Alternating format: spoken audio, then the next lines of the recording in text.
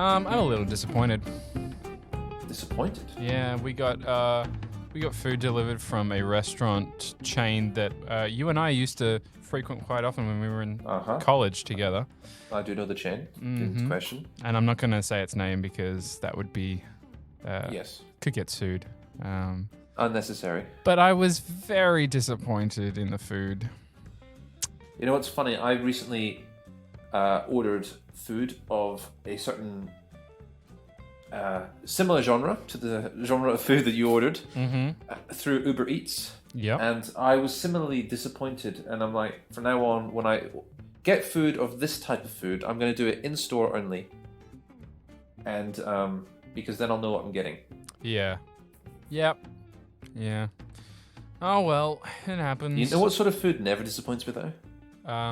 What? Thai food. Thai food is always good. Well, I would disagree. We ordered from another, a very popular Thai restaurant chain a couple of months ago, and we wanted it with vegetables and with tofu. Oh, they didn't give it tofu? And it was like 90% noodles, and the rest of it was vegetables and tofu. It was like one little bit of tofu. Oh, I see.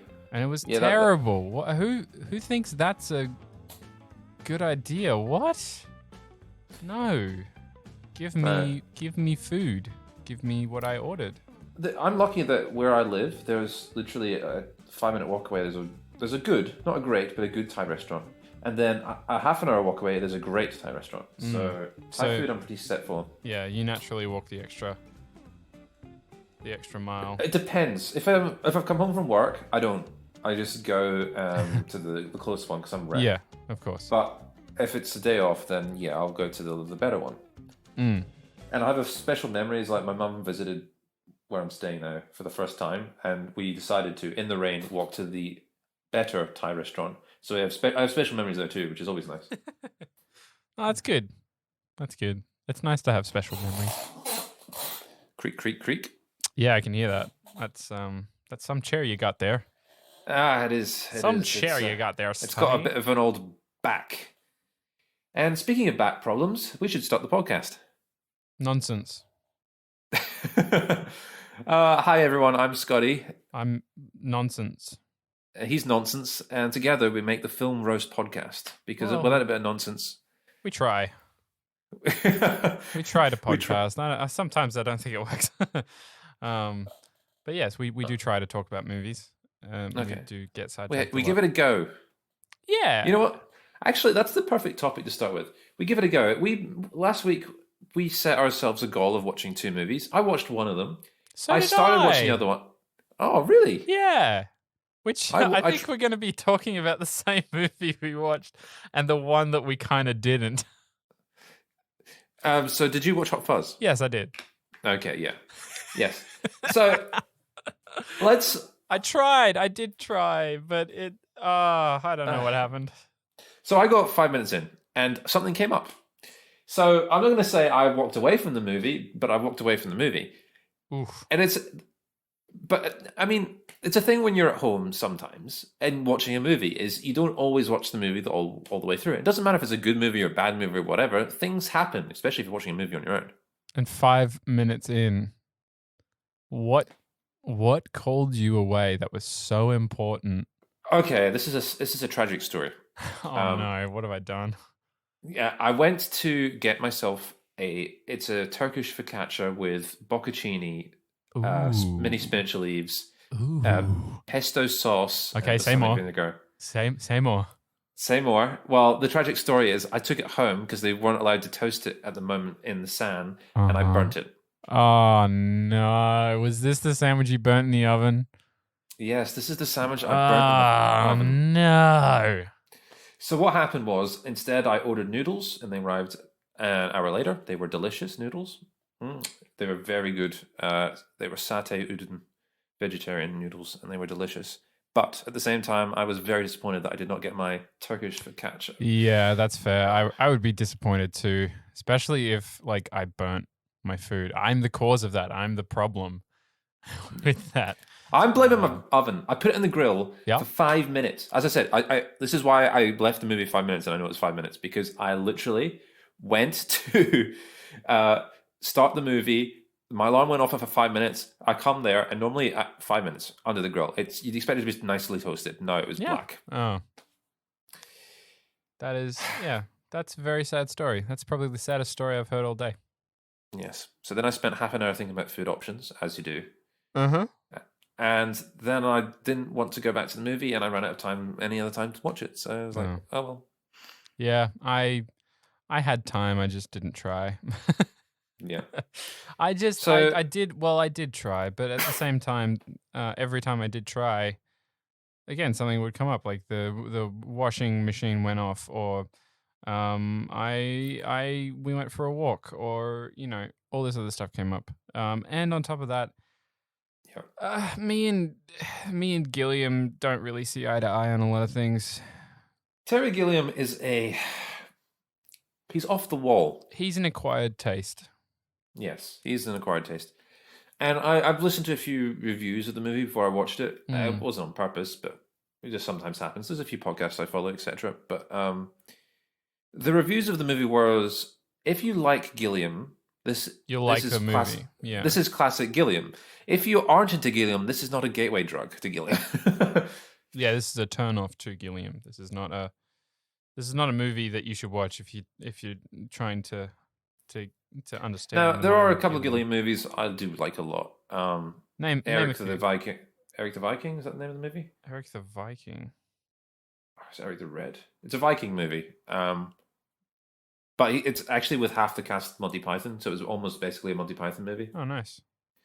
And it has that sort of off the wall comedy that Monty Python do really well, with a lot of Terry Gilliam quirkiness as well, but it's not full Gilliam. Yeah, right. It's reserved Gilliam.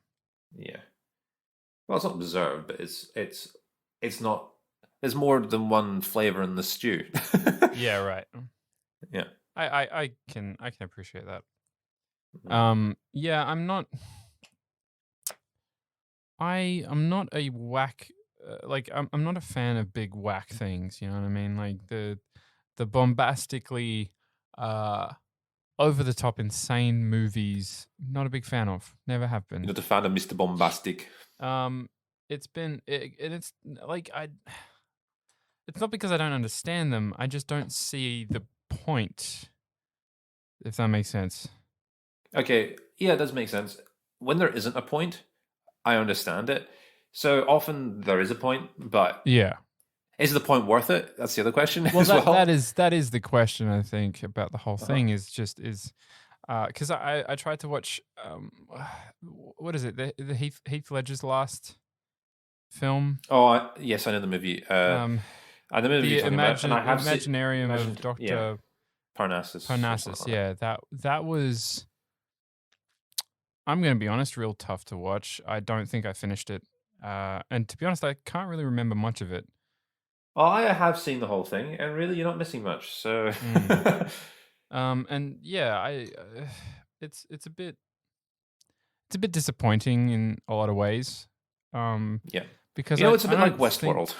I don't think it was like that. I just think that you've got someone who has a vision, but oftentimes it feels like his vision for what he's creating, he's struggling to translate it from his brain to us. Yeah, I think I know what you mean. And by the time it gets to us, it's gone through so many different metamorphoses. Recently, metamorphoses. Metamorphoses. That by the time it gets to us, it's not really what he's trying to say. Yeah, and both parties get a little frustrated with each other over that. Yeah, so the movie and the audience. yeah, but not just that, like the director and the audience. Oh, and the actors. Yeah, the director and the actors. I mean, the Crow director has had that with the recent movies, although that might just be the movies being shit. Yeah, it could be that too. Yeah. I think someone who does actually do it well, though, is Lynch. I think Lynch to an extent. To an extent. Well, he has made bad movies. Yes. And I'm not arguing that. But I think his off-the-wall stuff, you usually get the point of. Yeah. And and it's also engrossing. There's something engrossing about his off the wall There's stuff. something, yeah, it's interesting, but I think it's also because it's not loud for the sake of being loud, or it's not big for the sake of being big. Yeah. It's because there's moments in Lynch's stuff where the character is just standing there in frame, and and it's just a still shot, Hmm. long take of watching the character process something or trying to understand something, and that in itself is interesting to watch. Yeah.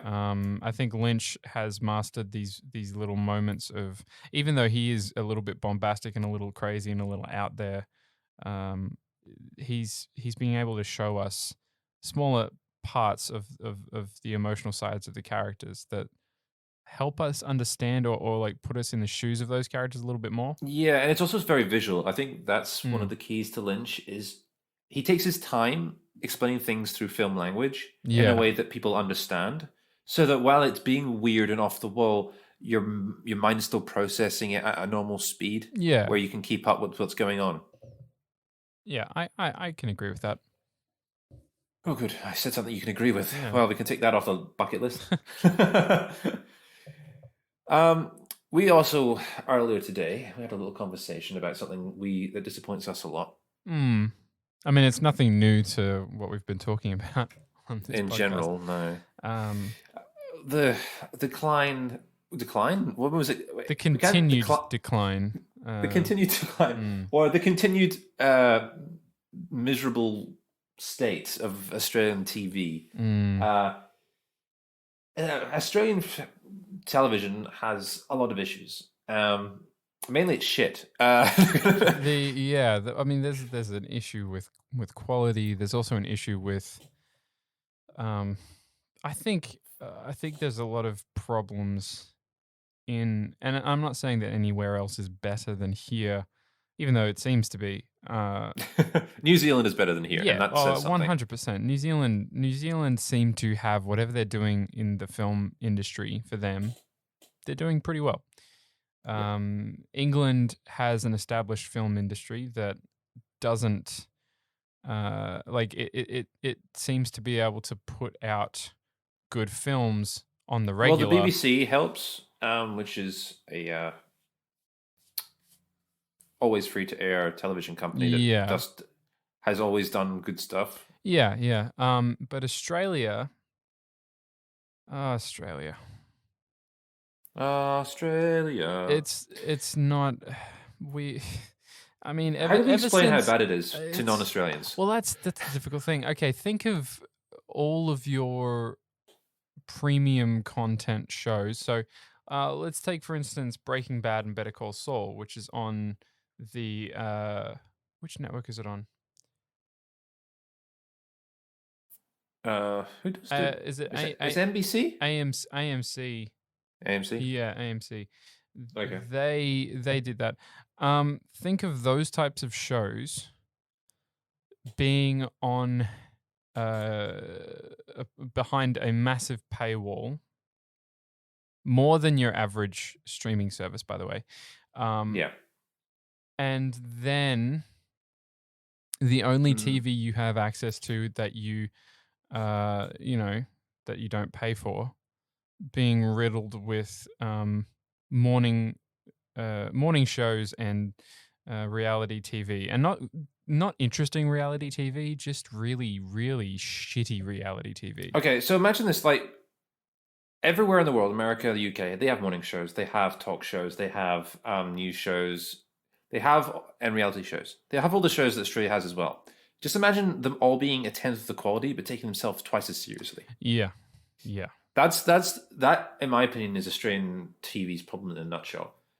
All these articles from The Project or the Today Show or 60 Minutes. There's an Australian version, 60 Minutes for you American listeners.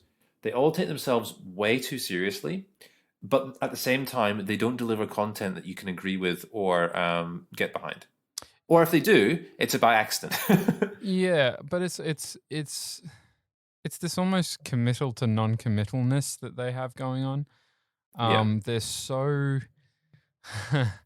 they're so and it's a weird thing to watch. They're so separated from real life that the stuff that they talk about, the stuff that they say, the stuff that they believe Mm. in, especially on these morning shows, is so far removed from reality.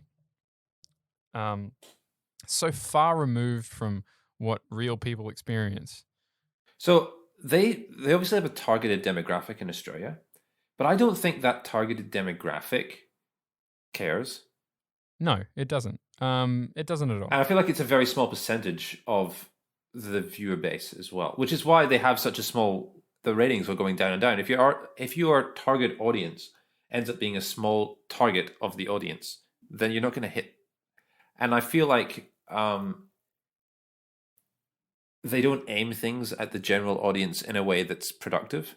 In fact, we have this talk earlier. The problem is upper management. Yeah, yeah.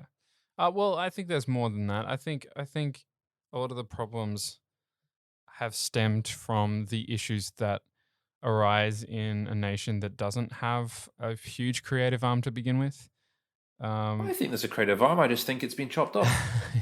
I don't think it was there to begin with. I think because we're such a young nation in terms of where we sit in the Western world, at least, I don't think we've promoted creativity. I don't think we've promoted free thinking as earlier on as other nations. Like I think if it's you take a a look at hold on, if you take a look at America, for instance, yeah. um, they promoted a lot of free thinking from the very beginning. If you get my Well, meaning, the American Constitution is built on the idea of exactly. the yes. And even though I'm not, and I'm definitely not saying that that is all a good thing because it's definitely not. But here in Australia, uh, our whole history is a convict history.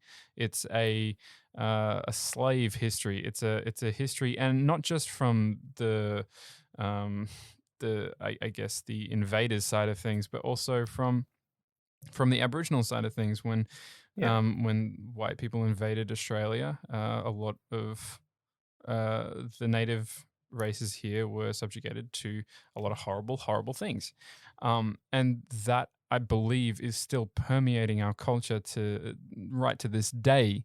In that, when people get into positions of power, excuse me, they carry that through where it's their way or the highway. There's no open dialogue between them and someone who they perceive Well, there's as a lot of defensiveness as well, yeah. which doesn't help. So basically, when it comes to Australia's history or the vision of Australia, there's the ultra hardliners who take defensive stances, and then there's the critics who will critique. Mm. So any positive information or interest we've had from the birth of our nation is sort of swept under the rug because it's not important. Yeah. There is a film that just came out, and I wish I could remember its name, but it centers around an Aboriginal uprising of a Western, a British outpost, and Uh-huh. a war that took place between the Aboriginals and the Englishmen. And the guy who made it, the director, has gone on the record to say that he's been trying to make this film for years, and it's only been recently that producers have been listening.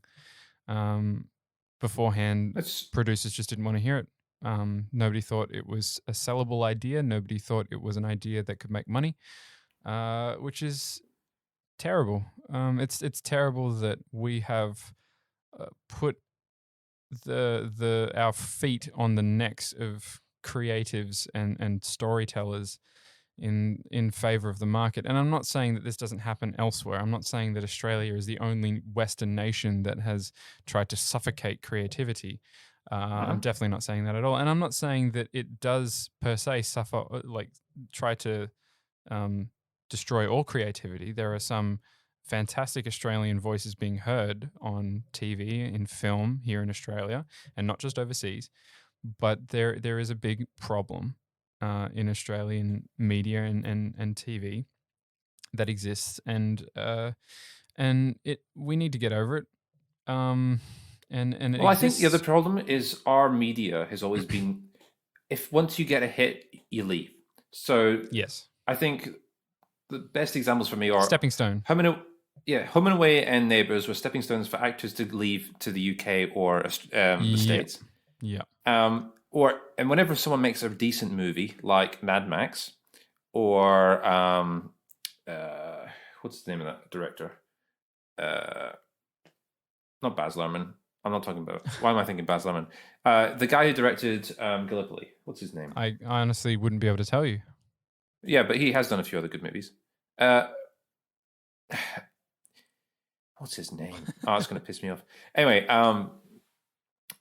or Russell Crowe, or like whenever I think of someone famous and Aussie, it's they've left or they're actually a Kiwi. Peter Weir is the guy you're thinking of. Peter Weir, yeah.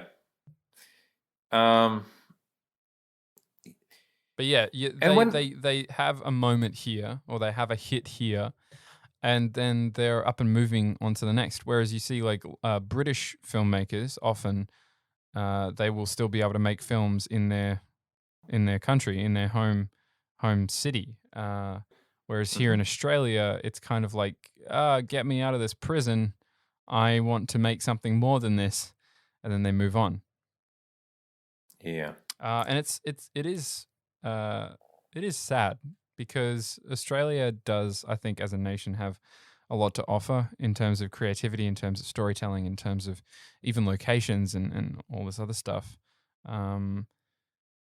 But producers here, studios here, a lot don't seem excited, or don't seem like they've got a fire for doing this. It's kind of almost like it's just a job to most people, and not an actual. Well, they have the glass is half empty instead of the glass is half full sort of mentality, which never helps. I mean, an example that I can give you, and it's not something to do with actually filming a movie, but it is part of the entertainment industry. When I graduated from my acting school, I was one of the only ones, I think maybe two of us out of like 24, 25 people in that class managed to get agents out of that. And there were good agents too. But after a year, I lost my agent, and not because of my own doing. Yes, we know. I know your story vaguely, so we don't need to go into it. They went bankrupt. Yeah, they went an agency that specialized in providing talent went bankrupt. Mm-hmm. That says a lot, doesn't it? How does that happen? How does that happen? It doesn't, and like these kinds of things, they happen way too often. And this was an established agency. This wasn't an agency that had been around for 2 years. This was one that had been running for 15 odd years. And this stuff still happens. And like, while you can say, oh well, it could have been the market at the time, it could have been this, it could have been that.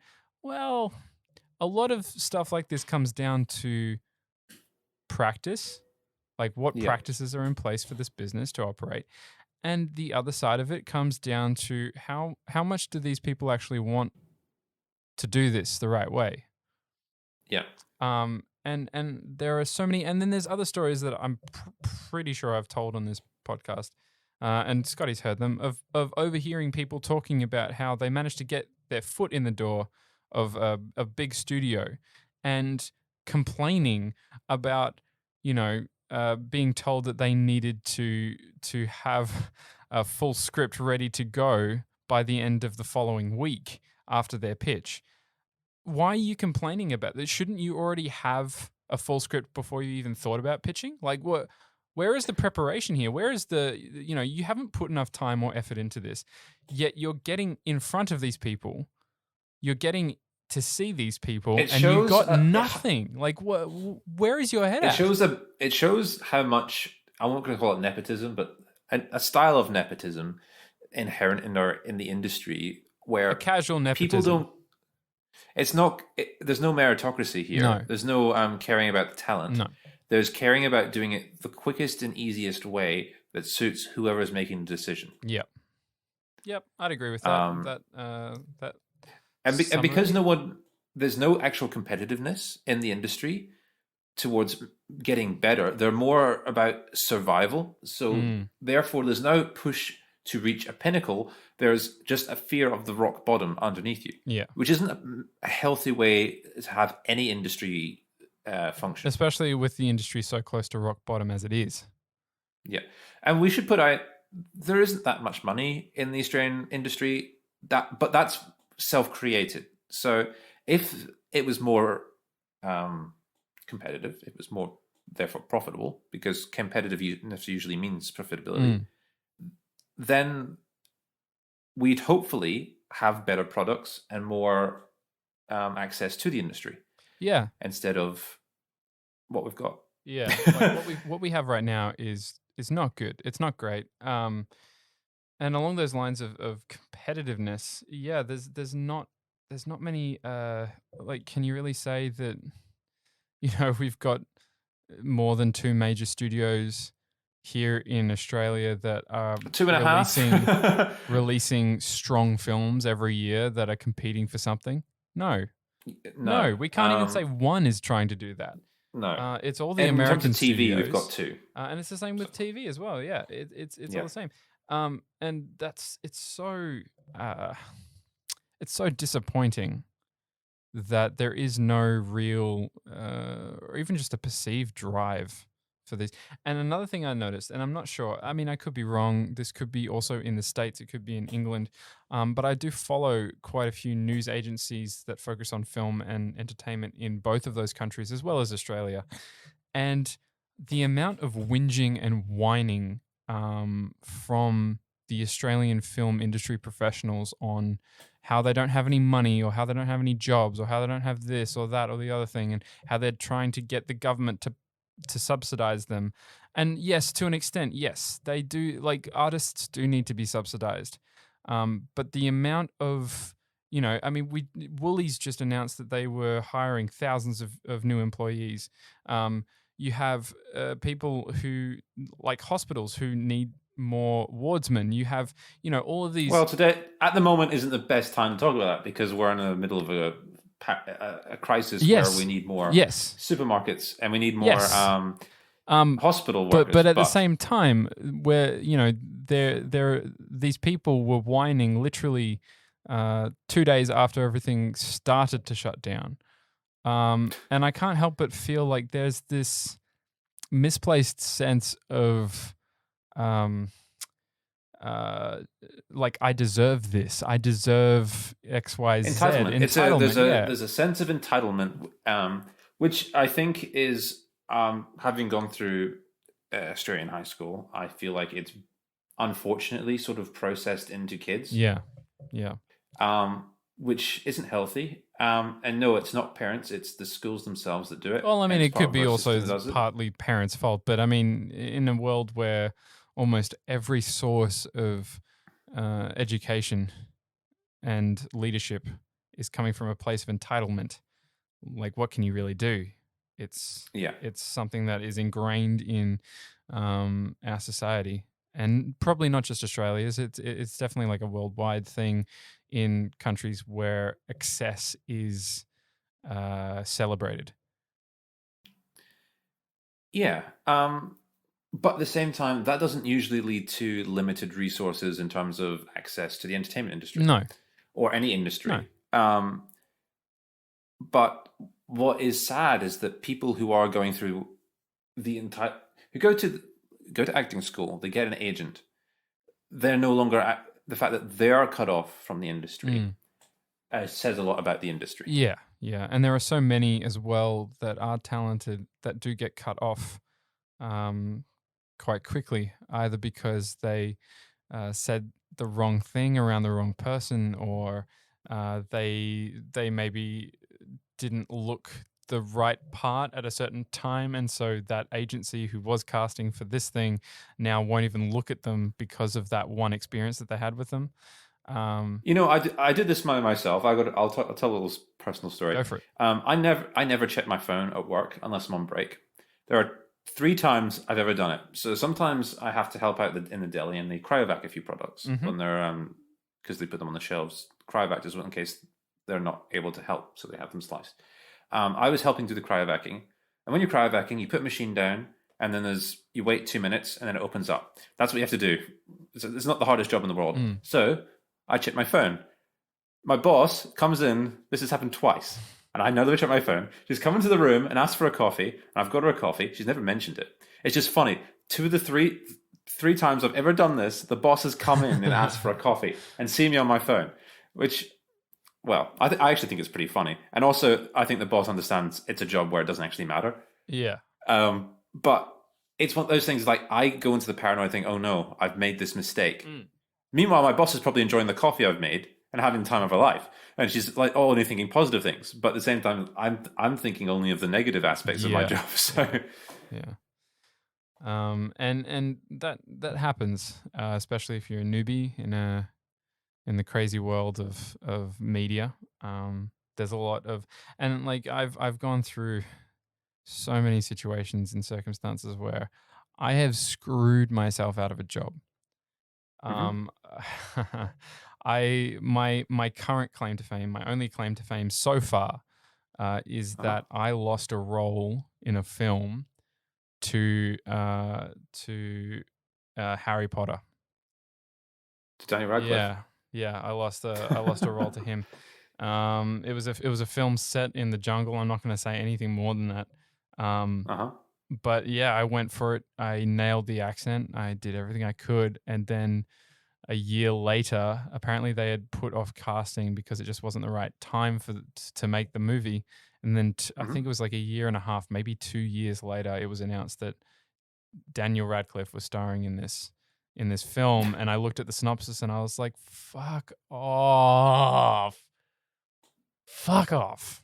But at the same time, if I was going to lose to anyone, that's fair. That's fair. You got Harry Potter. I'm not mad at that. Like, yeah, you know, that's all right. But yeah, it was one of those things like, oh wow, I got that close. Really, that's kind of cool. Yeah, I guess you got to look at the positives. And I mean, there are people in Hollywood you've heard of who have gone 10, 20, 15 years without actually making it. Oh yeah. So Liam Neeson was one of them. Liam Neeson didn't get his big break until that horror film that Sam Raimi did, Darkman. Yeah, and he was like in his like mid-30s, I'm pretty sure, when he did that. Yep. And before that, he had done, you know, little bit parts and advertisements and, you know, small speaking roles here and there. But yeah, like sometimes it takes years, sometimes it takes days. Well, some of the hottest guys, some of the hottest talents right now. I was thinking Mahershala Ali. He was 10 years in the industry before he could break through, which was thanks to House of Cards. Yep. And it's so weird looking at him because of like his voice and his look. Like he should be in. I remember seeing him in House of Cards and thinking he should be in more things. Like, why isn't he in more things? What's wrong with this place? What's wrong with these people? But yeah, it's interesting watching that kind of stuff unfold and seeing. And then some people have been there for years and you haven't realized it. Like David Oyelowo, he's been in so much stuff, but he never really broke through until I think Selma, maybe. Yeah, right. Wow. Yeah, it's funny. I mean, it's a crazy world, and in a high competitive industry, it's hard to leave your mark. You just got to keep doing stuff. Yeah. But that's good though. There's a drive there, and I feel like that's the thing that Australia needs is they need competitiveness, but from a creative standpoint, not a money-making standpoint. Because I feel like if you're focused on making money, once you hit a certain amount, that's all you're ever going to go after. It's just the bottom line. It is. And if you're going to go after the bottom line, why are you trying to be creative? Like, why wouldn't you just go into, I don't know, Wall Street, like selling and buying stocks? Why wouldn't you just do that? Go into law. Go into law. Go into, you know, all these other places. Be a doctor for God's sake. Go into grave. Or should we go onward into a better topic, a more uplifting topic now? Why not? Let's do that. I'm getting depressed. Okay. Talking about on the Disney Channel. Oh, a lot of movies have come out. Yes. and one of them that we both had seen. And had you seen it before I mentioned it to you? No, you No, saw it no, after. I saw it after. Yeah. I was pleasantly surprised with Onward. Nice segue. Yes. Terrible segue. It was awful. I already did the segue. I already said it. I know it took us that long to get there. Yeah. Yeah. Onward. I did not mind this movie. Yes, starring Tom Holland and Chris Pratt. yes, I've. You know, you hate it when you do that. You put a character's name in your head instead of the actor's name. Yeah. I get that. Yeah. What were you gonna say? 3 different characters, so it didn't really matter. Yeah, no, I really enjoyed most of this movie. Obviously, there's parts of it that I'm kind of like, well, that could have been a little better. Yeah, but I feel like the nice thing about this movie is it ends with an emotional punch to the gut, which is an uplifting one. yeah, its highest point, its crescendo is its Yes, best it's a part. crescendo. Its third act is really well done. It is very well done, and it makes the rest of the movie better for it too. We don't want to go into specifics to avoid spoilers because I think we should recommend people go and see this movie. It's on Disney Plus. Yeah, it's on Disney Plus. You guys can see it right now. And I highly recommend it. It's a good family film. Yeah, it is a family film. It's a fantastical Pixar movie. Basically, imagine the real world, except it's a fantasy world that's gone real. It's somewhere between a real world and a fantasy world, like crisscrossed. Is that the best way to describe it? Yeah. It's like, what if a D&D, like a Dungeons and Dragons world, discovered electricity and decided it was easier than magic, and then they go from there. And it's interesting. It's fun. It's not like I wouldn't call it a heavy movie or like a deep thinking movie, but its emotional weight is really well placed. If you're looking for something from Frozen 2 and didn't find it, then this is probably the movie to go to. Yeah, if you saw Frozen 2 and thought, oh, wow, that was terrible, this movie is a lot better. It's a lot more engaging. And you said it wasn't perfect. It isn't perfect, but at the same time... No. I mean, I wish the Manticore character wasn't in it as much. That's about my only gripe, really, is just her character was not interesting at all. But everything else was fantastic. I enjoyed all of the character moments, the big character moments, the emotional beats, the different arcs that these characters went on. It didn't feel like there was out of them the 2 or 3 main characters. It didn't feel like there was any wasted moments with them. No, I actually enjoyed all the relationships as well. I liked the chemistry between the characters. In fact, for Chris Pratt's character, I feel like what's great about him is the relationship he has with the other characters. So. Yeah, it's good. It's good. Highly recommend. Yeah, I was actually thinking of Star-Lord, the lead singer of Mousetrap, in my head, and I was trying to think of his name. Yeah, that makes a lot of Star-Lord Andy. Star-Lord Andy, that is exactly it. Yeah, no, it's good. It is good. Now we have to think about what movies we're going to watch for next week. That's a good question. I'm trying to find the list right now, and it's taking forever because I have to scroll up through our messages to try and find it. Well, we also did watch Hot Fuzz. We actually did watch Hot Fuzz. Talk about, Hot Fuzz is great. Say more things about Hot Fuzz, and I'll look for this. It has some of the best editing in any movie ever. And that's not even the best part of the movie. It is hilarious. It is a great action movie. Like, the action movie moments actually work.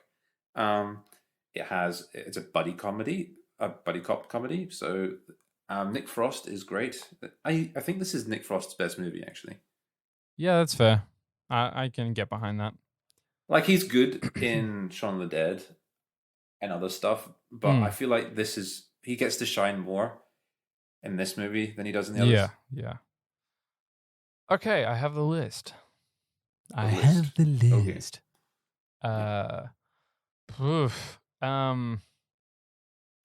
How about we go um Life, maybe? Life. Oh, Life? okay. The Alien movie that's not Alien. Yeah, or the Alien movie that should have been Alien. Well, you haven't seen it. I Have haven't you? seen it. No. I have. So I get to say that. You don't. Yay! Yeah. What do you want to watch? So much I want to watch. There is a few movies on Netflix that are new as well. There's a kids' new movie that's out. The Wilburys. I keep saying I don't know what it's really called. I feel the need to look it up now. I'm looking it up right now. I'm way ahead of you. The Willoughbys. The Willoughbys. There we go. He's also in Scoob. The new Scoob? Scooby-Doo movie. Actually, the new Scooby-Doo movie has a pretty stellar cast. Do you want me to read them out for you? Yeah, sure. Zac Efron as Fred Jones. That's Gina good. Rodriguez as Velma Dinkley. Will Forte as Shaggy. Amanda Seyfried as Daphne. Mark Wahlberg as Blue Falcon. Oh, that's a great cast. Yeah, the classic Frank Welker as Scooby. Yep. Jason Isaacs as Dick Dastardly, the villain. Oh, that's good casting. Tracy Morgan as Captain Caveman. Ken Jeong as Dynamite. It's even got Simon Cowell. Really? And Ira Glass. As himself? Because I feel like he plays himself He pretty would well. be. I think he would be playing himself. But I'm keen for that. I'm really keen for that. I'm a lifelong Scooby-Doo fan. I would me too. love to make like a TV show or a movie or just be in one of those rooms writing something about it. Because that'd be really fun. Okay, Scoob. Yeah, Scoob looks interesting. I don't know when it's coming out. I don't think it's for a while yet. Oh, okay. Well, another movie we could watch that is always good is Eternals. That's not. I've got the wrong title written. Yeah, what the hell? Eternal thingy of the spotless mind. Eternal Sunshine of the Spotless Mind. Yeah. Yes, that's what it is. Oh, and Scoob is coming out soonish. Where is it coming 28th of May in Australia. I think it goes direct to digital. Cool. So yeah, we could look forward to Scoob soon. You could watch that. Yep. So those are some ideas of what we might be watching next week. But you will never know until the day. We will talk about them more than we did talk about Hot Fuzz this week. It's just a good movie. Like that's the thing with Hot Fuzz. Honestly, it's fantastic. I can't. It's such easy watching. I've had arguments with people who don't like Hot Fuzz. I've had fights. I've lost friendships over it because they're idiots. Don't be an idiot, and please watch this movie because Timothy Dalton gets a spike through his mouth. Timothy Dalton is incredible. He literally shows up, and the first words he says is, "I'm a slasher. I'm a slasher, and I must be stopped." A slasher of prices. Oh, it's great. I love it. I remember when I first saw that movie, and I think the very next day I watched it again, and I must have seen it at least once a week for the first 5 weeks after I saw it the first time. It's just a great movie. Like, honestly, it is fantastic. And it's a great movie I can enjoy watching with my mum, even though they are. So good. You tell them, Scotty. You there are some movies that are so good that regardless of the genre, you can watch with your mum. Well, I don't think my mum would enjoy it, but to each their own. To each their own, indeed. All right. Well, I feel like we have talked enough. The ears of the listeners are probably hanging heavy. Yes. They're Brr, I know my ears are hanging heavy. I am quite tired. I am quite tired. It's been a long day. I think we should mention this. We feel very lucky that both of us are continuing to work through these difficult times. To all those people at home who aren't, you have our heartfelt sympathy. Yes, it's not easy at this point for anyone, but there is stuff you can do to alleviate this stressful time. You can watch movies. You can You can listen to podcasts. You can read books. I recently got my hands on Frank Miller's Batman comics, and I've been also reading through his Watchmen compendium. So, and I've also I've been doing a lot actually. I'm a very busy human being. Aside from working, I'm doing all that. Plus, I'm writing a feature film. Plus, I'm writing a TV series. Plus, I'm writing more episodes of Yeet and Swag. Yeah, I'm super busy. Sometimes I wish I didn't have a job right now because I'm over it kind of a little bit. Like, I'm not mad that I've got money. It would be nice to have the time. I'm mad that I don't have time.